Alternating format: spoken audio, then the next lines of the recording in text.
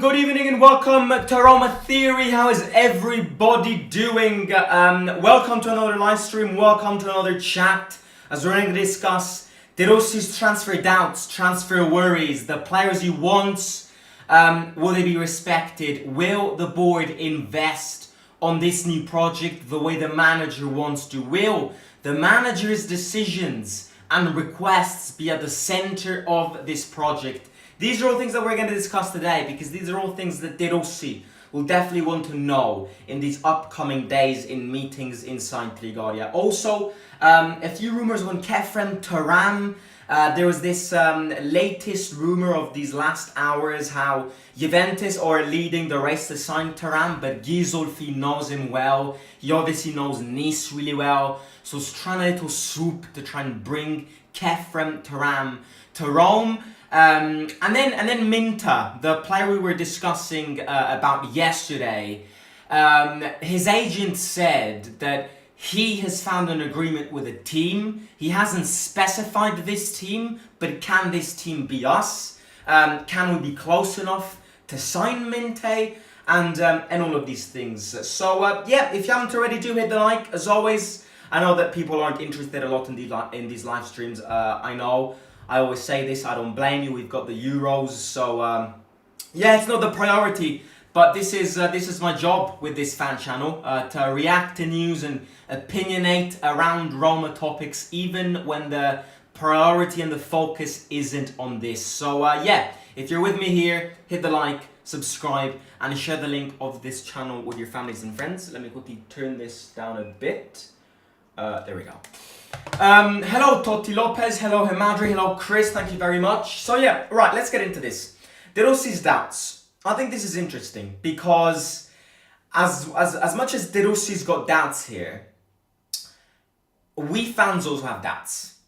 And I have so many questions that I can ask the board about this upcoming transfer window that it would make them go insane. Because and when I say I'm also speaking on the behalf of De Rossi here, because all of these arguments can be applied to the manager itself.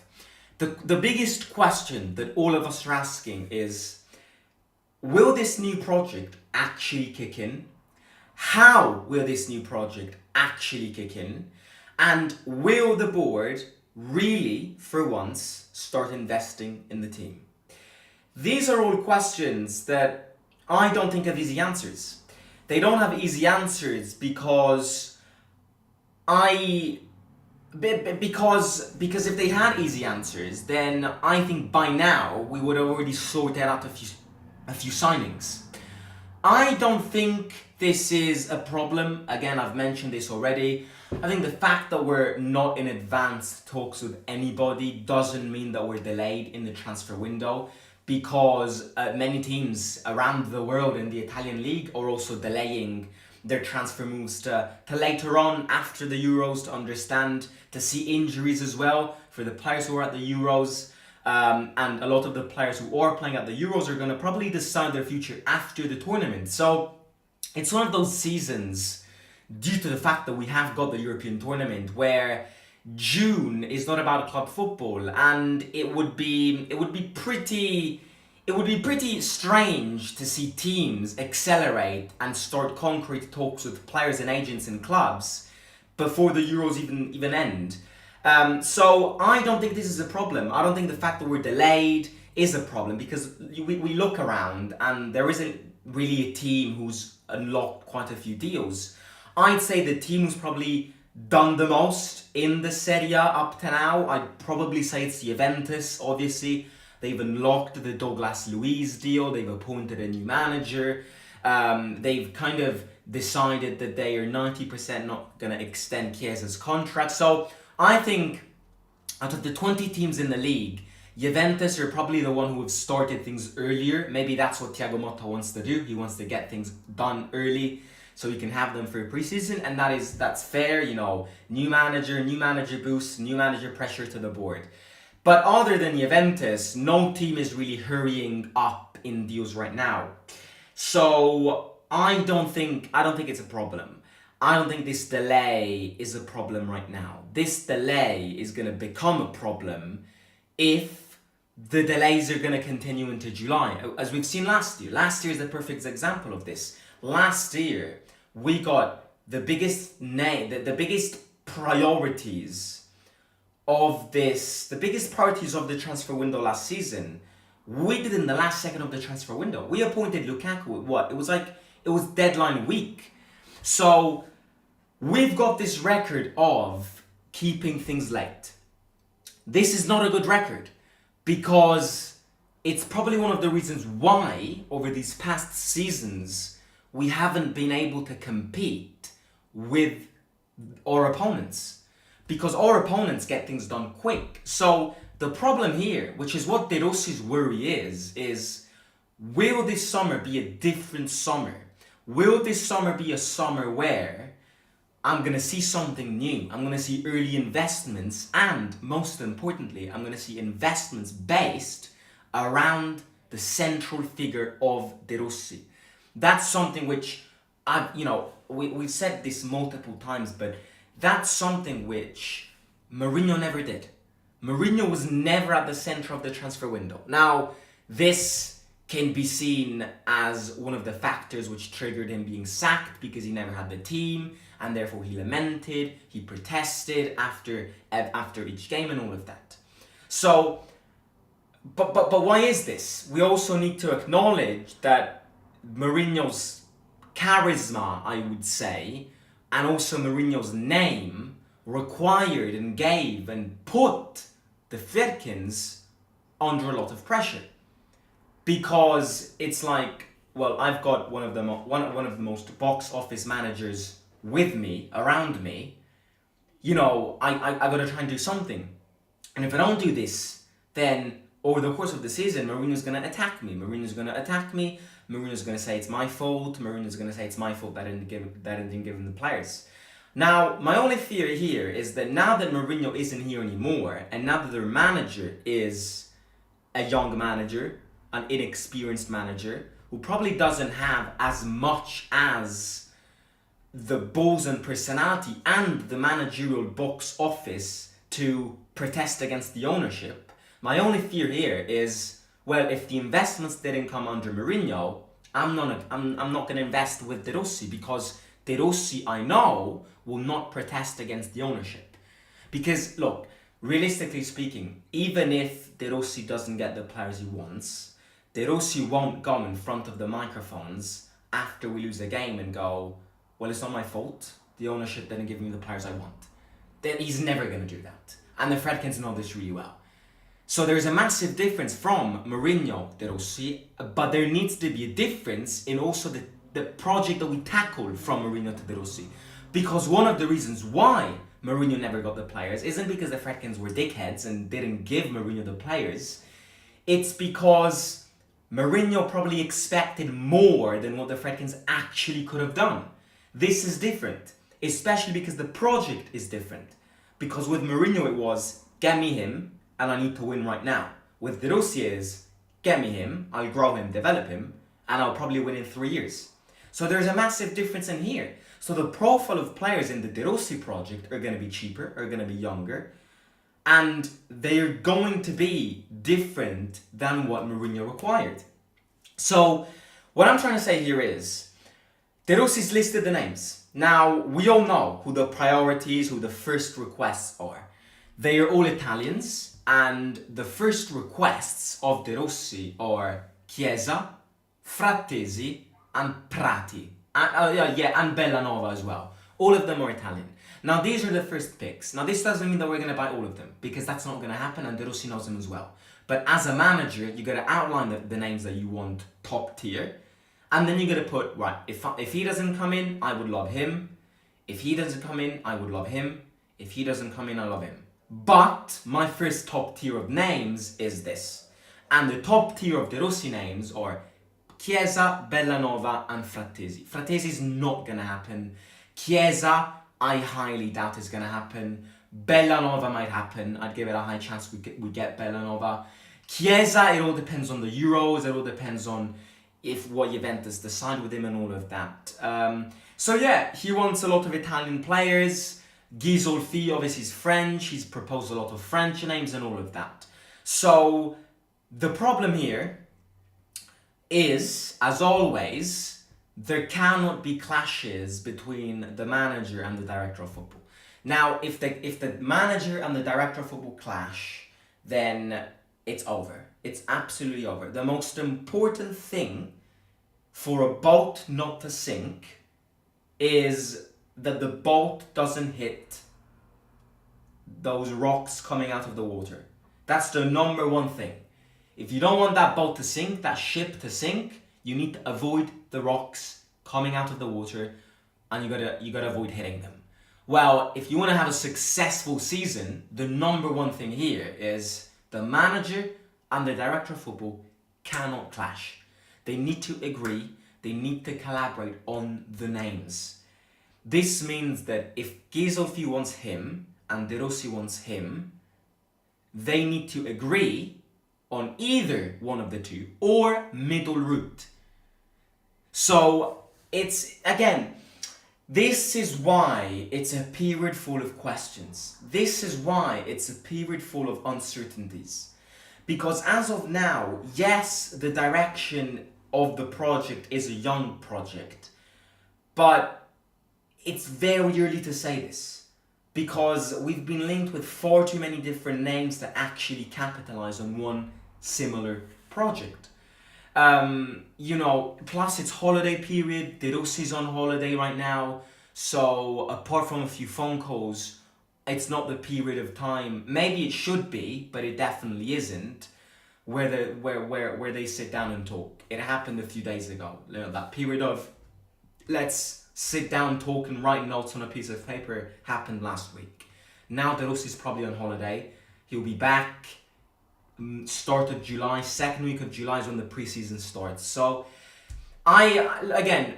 this is why I struggle to, it's not like I struggle to opinionate and make discussions and debate and chats over the course of this period, but it's hard to prepare videos and live streams over a period that realistically speaking nobody knows anything about. Because I'd go as far to say that really, I am almost convinced that De Rossi right now doesn't even know what the next signing is going to be. He probably has ideas, and he probably has a few requests, names and all of that, but he doesn't know what the next signing is going to be. Because we're far away from, first of all, when the transfer window kicks in, and number two, when the transfer window is going to get heated. So this is what I'm saying. I'm trying my best to prepare some live streams, debates and chats, but it's hard. It's hard right now because nobody really knows what's going on. That's the truth. But yeah, I mean, again, a few names. We've been linked with this Minteh guy yesterday, Mini Minteh. His agent said how he's found an agreement with the team, and that the agent and the player have found an agreement with the team. He hasn't named the team. Can that team be us? I know Olympique Lyon in France are also very interested in him, and Everton in the Premier League are also interested in him.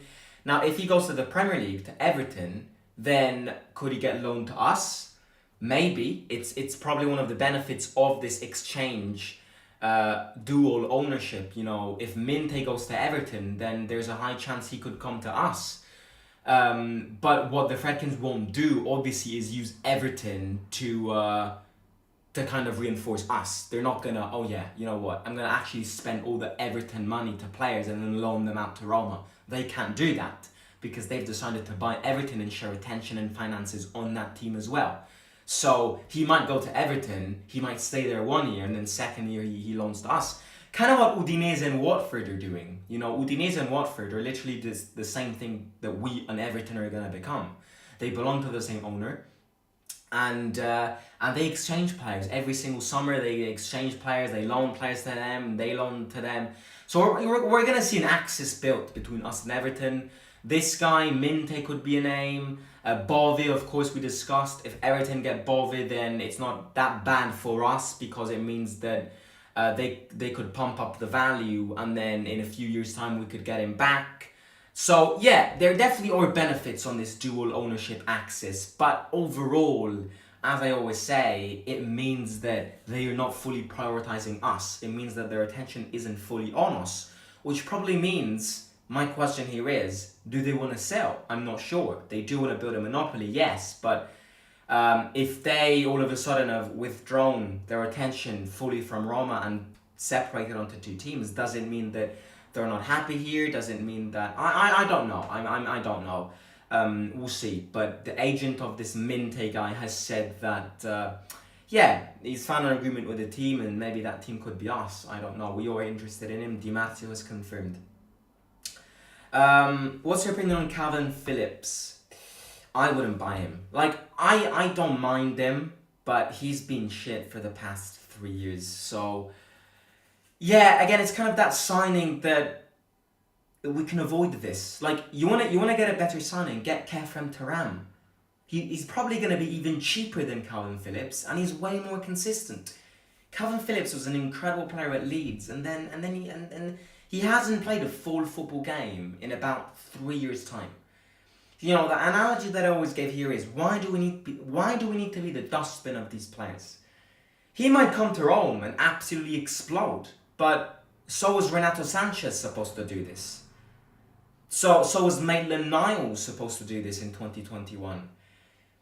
You know, I just feel like we need to stop with these names. We need to stop buying players that have played literally nothing in these past seasons. Focus on younger players and more consistent players, less injured players. I don't want Calvin Phillips. I think Didier joined when that time he had thought about the signings and the type of team he wants to make. That's why he probably signed Baldanzi. Where is the career mode? I announced this a few live streams ago. I'm not doing the career mode right now because, number one, the quality was terrible when I rewatched that footage, so I got to sort that out. And number two, there's no point in me starting a career mode right now when in 3 months' time FC 25 comes out and then I can't continue the same career mode. So I'm probably gonna wait. Plus, I'm never gonna be in Rome this summer, so there won't be time for me to play FIFA. So yeah, that's that. We should sign basic players like the backup keeper and Hummels. Yeah, Onana would be a great player. If they can loan Onana to us, I think our midfield is sorted. Onana's kind of what the midfield we need. He's kind of the midfielder. He's the player box to box that we need in that midfielder. If we can get Onana with the help from the Fredkins and Kefrem Turam with a 15 million bid, we are in a very, very, very good shape in that midfield section. Of course, then you got to reinforce others, but Onana and Kefrem Turam together would be a dream. We need to sign our Italian youth. The Spaniards, the French, and the English invest in their youngsters. Under 17 champs, under 19 champs, under 20 finalists. Italian youth needs big contracts. Let's go, Roma. Yeah, definitely. We've always been repeating this. We gotta start investing more. We gotta try and. I mean, I've said this many times. The next step for a team who wants to give so much value to their youth is building a next gen under 23 team. Atalanta have done it, and Atalanta, look at them now. Juventus have done it, and for the past 20 years, Juventus have been the best team in Italy. Of course, then people will say they cheated and all of that, and that is true. But you know, Juventus were so dominant. Why? Why have Juventus grown so many young players? Sule, Yildiz, Iling Jr., who now they're going to sell, Baranic, who they're going to sell. Why? Because they have a next gen under 23 team that they've created and that they've placed in the Serie C to compete with professional teams. And a next gen under 23 team is very different from a youth setup. It's two completely different things. Because age is very different. Under 23 is very different to under 17s or under 19s. You know, under 19s are kids. Under 23s are young players who are playing in a professional league, because the Serie C is a professional league. But it's a way for them to compete, and value rises, and also prestige value increases. Again, we have to copy the Atalanta project. That's what we need to copy. But to copy the Atalanta project, create a next-gen team, build a new stadium, new infrastructure, back the manager, give time to the manager, and smart signings of agile players, not injury-prone players, and massively develop your scouting department. Do all of that, and then you'll see where we are and where we will be. But if we don't do these things, then Inter, Milan, Juventus, and Atalanta, the northern teams, are going to go in one direction, and us, Lazio, and the others are going to go in the other direction. And for us to then win a league or compete with Inter, Milan, Atalanta, and Juventus is going to take longer, is going to take more money, is going to take more financial effort, and ultimately, it's very rarely going to happen. The moment is now. It requires investments. Yes, it does, but everything requires investments. This is something that the Fredkins need to understand. If you don't invest, you can be sustainable, yes. You can be cheap, yes. Sometimes it's great to be cheap in life. You can be considered a sustainable team who doesn't give many wages out, but you will never be considered a winning team. If you want to succeed, you gotta invest. And when I mean investments, I don't only mean investments on buying players. Investments on literally everything. Creating new infrastructure, creating a new stadium, which I know isn't their fault, but creating an under-23 team, pay more scouts to come and work for Roma. This is what I mean, the word investment. The word investment to me doesn't only mean, I'm going to invest, put 20 million on the table and buy that player. Because yes, players are ultimately who play, and it's the players of the first team who will grind the results. But that's a short-term effect. Long-term effect is under-23 team, new stadium, new infrastructure, and all of that. So I absolutely love the Olimpico, and I would love for Roma to stay there for the rest of their life. It takes me 15 minutes to go there every single Saturday, and it's a great stadium. It's not falling apart, but in that stadium, over the course of 365 days, Roma plays, Lazio plays, concerts, rugby games, athletics, races. Why? It's expensive, it's going to take time. Italy is not an organized country to do this, but we need to start looking at modern stadium, modern infrastructure, and all of that. It's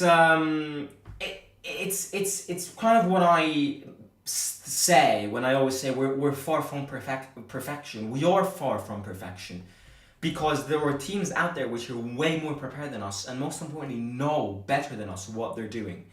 I feel like right now we're puzzled.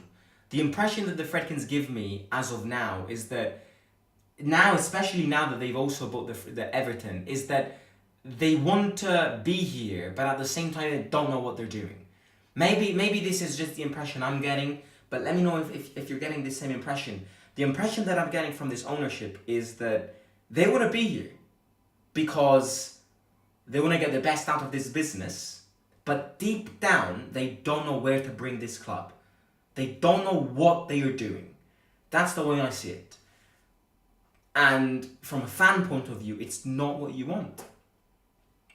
But yeah, look, we'll have to improve. We need to improve. It's as simple as that. Milan puts Camarda on for 20 minutes and sends him back to the academy, kills his confidence. Lamine Yamal, meanwhile, crushing it at Barcelona and Spain. Yeah, no, look, I get your point. But I'm also going to be honest and say that the youth setup at Barcelona has a specific name. It's like Cantera. la cantera, la Masia. Yeah, I'll be honest with you and say that the culture of those teams, and I think we will never be able to create a player like Lamine Yamal. Like and this is not Roma, but I don't think any Italian team can, in the long term and in the future, create a player who at 16 years old has played a Champions League quarterfinal, is playing the Euros like Lamine Yamal, or like Pablo Gavi back in 2021. When was it? When he got started by Xavi, he was like 17, 18 years old, and he started running the game. That's something that you don't see. But again, we can get deeper in this, and I can tell you the reasons, in my opinion. The reason are two. In fact, the reasons are three. Number one, Barcelona's Barcelona, Roma, Atalanta, Milan, Inter. Yeah, okay, they're big teams, but Barcelona's a galaxy compared to these teams. So it's kind of like logic. Somebody who's talent, a team like Barcelona, who's one of the best teams in the world, top 3 teams in the world, has got the amount of attention to detail that goes behind the scenes at Barcelona Football Club. We probably have 2 people working in the scouting department at our team. Do you not know how many people working in the scouting department at Barcelona? At least 200 people. At least 200 people at FC Barcelona go around the world and identify players that can ultimately become Lamine Yamal. And therefore, when you've got 200 people, 200 scouts, then it's way easier. Number 2, it's the culture of the country. I've been saying this since the day I started this channel. It's not possible to create a player like Lamine Yamal in Italy when fan bases are so reactionary. Because if Lamine Yamal had been a Roma player, he would have gotten subbed in at 16 years old in a game that Roma wouldn't have won, and then those 20 minutes of that 16-year-old, the fact that the team didn't win, the fans go, why did Lamine Yamal get subbed in? We were supposed to win that game. Why did he put Lamine Yamal in? Lamine Yamal is no good. He did absolutely nothing in 20 minutes. We had to win that game. That game has cost us out the season because we put 16-year-old. And then Lamine Yamal starts the game from the first minute, doesn't score a goal, bottles a chance because he feels the pressure, and everybody starts going, why is Lamine Yamal on the pitch, kicking out, he's absolutely nothing. And then next game, Lamine Yamal at AS Roma plays a game and scores a goal. And what do? We all go, oh my God, we've discovered the new Messi. Incredible. He's absolutely incredible. The media, the press, the newspapers start writing headlines going, Lamine Yamal, the new Totti.